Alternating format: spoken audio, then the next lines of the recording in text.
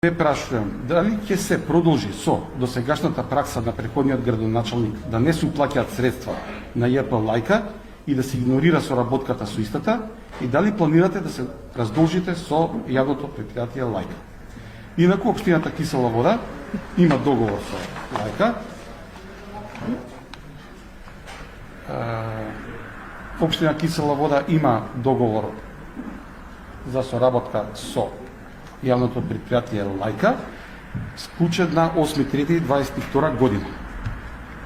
И според него, општината има обврска да уплаќа по 2 милиона денари годишно за заловување, хуман третман и за бездомните кучиња. И тоа може да го плаќа на 12 рати по 166.000 денари. Овде имаме и финансиска картица за последните 3-4 години, каде што се гледа заклучно со 31.10.